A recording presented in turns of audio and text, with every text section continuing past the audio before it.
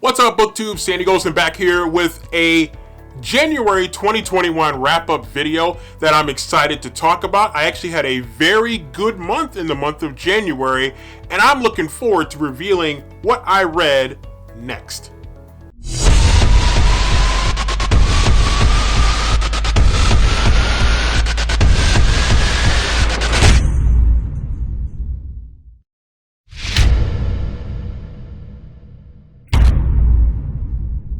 So my first official read for 2021 was a little bit of an oldie, and that was Rising Sun by Michael Crichton.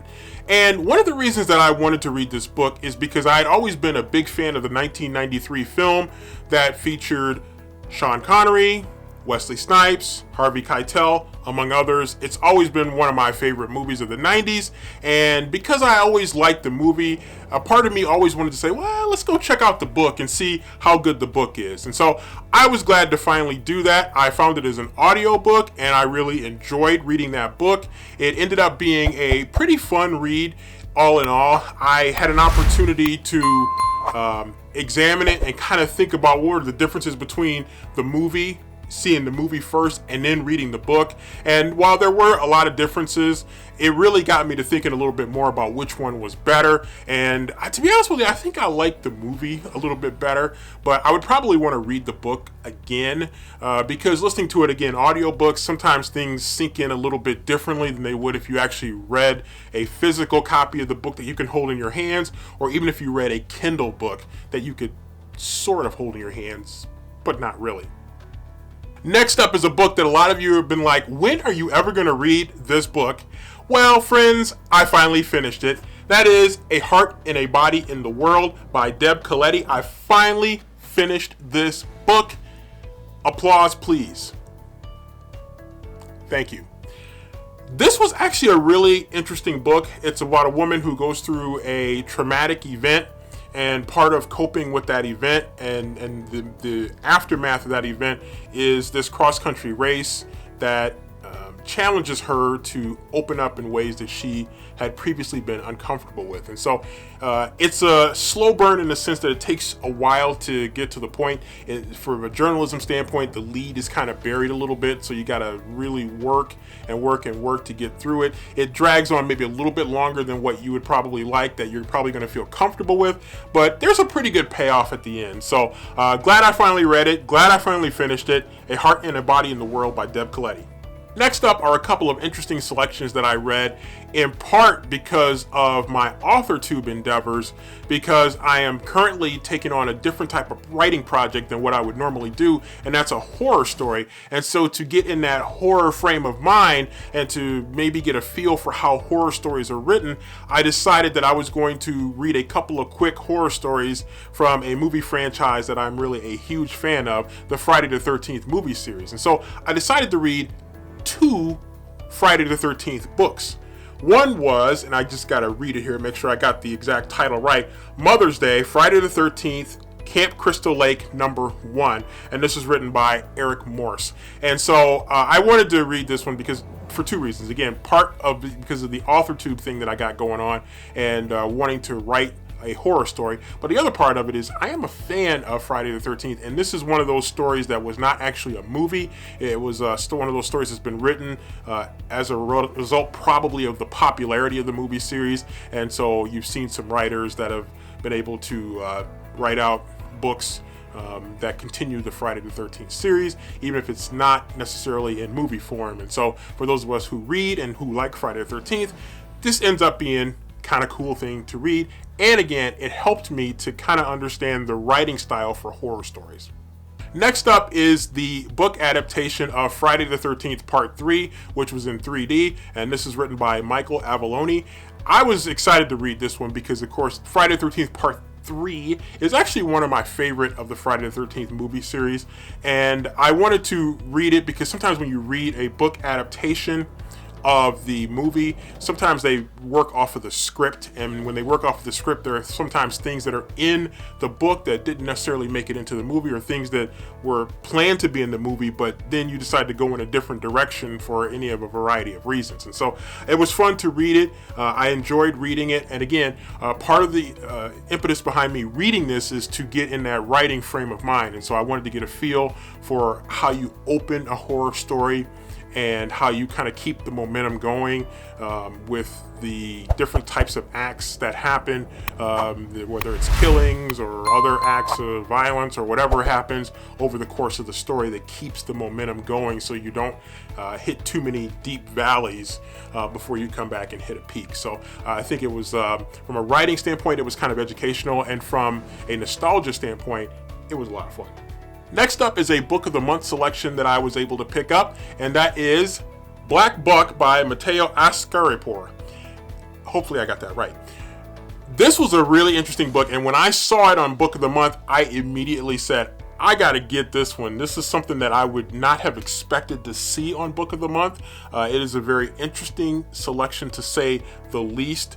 It is an interesting story because it follows a black character who's working at a coffee shop, and he wows this executive of this predominantly white company, and they offer him like the job of a lifetime. This guy that works in the coffee shop, they offer him this job of a lifetime. And so he is like wowed by this opportunity, and he's like excited to jump into it and get going. He's going to make more money, and it's just going to be an opportunity for advancement. And so he's really excited about this opportunity, but it's not everything that he thought it was going to be. And he ends up going into this kind of a cult-like situation that is going to be it was really uncomfortable to read for me. But there are a lot of things that sometimes you'll be able to look at in this book and you'll think, I can really relate.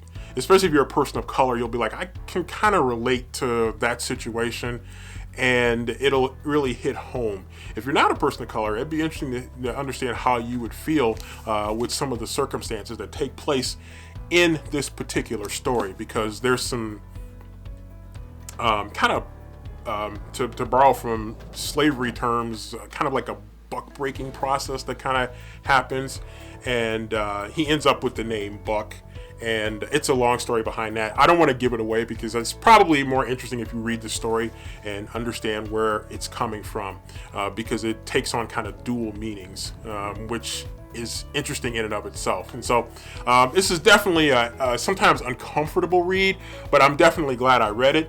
And if I'm not mistaken, I think I went on Book of the Month and saw that it was sold out. So not sure what the story is behind that, but this was definitely an interesting read. Actually, originally I rated this 3 stars, but I was really going to round it up to 3.5. But then I decided to go up to 4.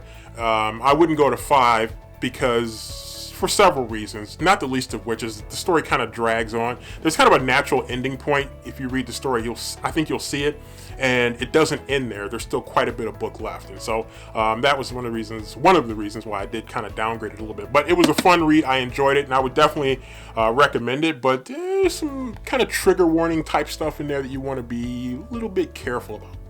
Next up, I read The Haunting of Bryn Wilder by Wendy Webb, and one of the reasons that I was drawn to this book is because I don't read a lot of ghost story books, and so I thought this one would be kind of interesting. And also it was set in Michigan, which really grabbed my attention right off the bat. I did do this as an audiobook, so I'm not sure I retained and had it soak in the way it would if I read a physical copy of the book. So I'm not going to talk too much about it, but I did enjoy it. It was interesting. It was a nice ghost story type book, and it's a book that I think I might at some point maybe buy the Kindle version of the book and actually read it to maybe let some parts of it soak in a little bit more. But it was an interesting book. I enjoyed it. It was really fun. It actually kept me up a few nights. I was listening to it going to bed, I think 2 nights in a row, and I had to go back and rewind some of it to make sure it was, again, sinking in the right way. But it was really enjoyable. It was, again, trying to expand the types of stories that I read, to just kind of get a feel for what other people are reading and things that other people are liking. And so this was kind of a step in that direction. So definitely glad I read it. The Haunting of Bryn Wilder by Wendy Webb. Next up is one of the pre-order books that I put in, and I was really excited when it came. So excited, in fact, that I jumped right into it, and that is Concrete Rose by Angie Thomas. Now, this is a prequel to the popular book and movie, The Hate U Give. So I was really looking forward to jumping right into this one. And then as soon as it came in the box, I pulled it out and grabbed it and just jumped into it and started reading it. And it was a really fun read. I was just hooked on it really from start to finish. I'm not going to say it's one of those books that I couldn't put down, because I can't put down a book. But it was really engrossing. It's written in kind of a certain type of an urban vernacular, and so that might be a little bit difficult for some people to read it. But it was a really powerful storyline, kind of a sort of a journey to manhood, and some of the challenges that you face in an urban environment, with the temptations that are out there, the bad temptations that are out there. And so it was really great to get some of the backstory for The Hate U Give. And so I was glad to read it. I'm glad she wrote it. It was really enjoyable just to get a little bit behind the scenes, or shouldn't say behind the scenes, but a little bit of the past that helped shape the present and could help shape the future. And so for that, I was very appreciative of Concrete Rose by Angie Thomas. Next up, I read Cat's Cradle by Kurt Vonnegut, and I was excited to read this one, especially after reading Slaughterhouse-Five. And so I like to infuse now and then in my reading some classics here and there to help me continue to have a feel for those types of books of historical significance. And Kurt Vonnegut is certainly a culturally significant writer in some of his writings. And this one, Cat's Cradle, kind of deals in a satirical way, of course, as only Kurt Vonnegut can do, with Armageddon, really kind of global Armageddon, and this master huge weapon capable of immense destruction. And so it's dealt with in a Kurt Vonnegut kind of way. And so I really enjoyed it. This was an audiobook that I did find online, and I decided to pick it up, read it for free, and I really enjoyed it. But again, it's another one of those books, I think, like Slaughterhouse-Five, eventually I want to read the physical copy of the book. I think that'll definitely be a little bit more helpful in terms of having things sink in. So Cat's Cradle by Kurt Vonnegut. If you're into satire, especially about very serious topics, again, these are more historically serious topics, Kurt Vonnegut is a writer that you probably want to check out. And lastly, for the month, I read Emma in the Night by Wendy Walker, and this is a good book in the sense that I really like sibling books, especially like creepy sister or brother goes missing and the other one is still there, and there's a mystery that needs to be unraveled over the course of the book, and who's to blame, who's behind it. Lots of characters, not too many, but lots of characters and lots of suspects as you try to unravel the mystery over the course of the book. So this was definitely an enjoyable one. Glad I picked it up for Book of the Month. Again, I love the sibling angle and the investigation part. You know, I'm a big Criminal Minds fan for that series. I also am a big CSI fan. I was a fan of that series as well. And so there's some of those types of elements infused in this story. And so I was definitely glad I picked this one up. So there you have it, my January 2021 books that I read, and I am off to a great start this month. I pledged 55 books on Goodreads, and I'm already off to a good start with 8 books read, and I'm looking forward to some of the books that I'm going to be reading in the month of February, so be on the lookout for my February TBR.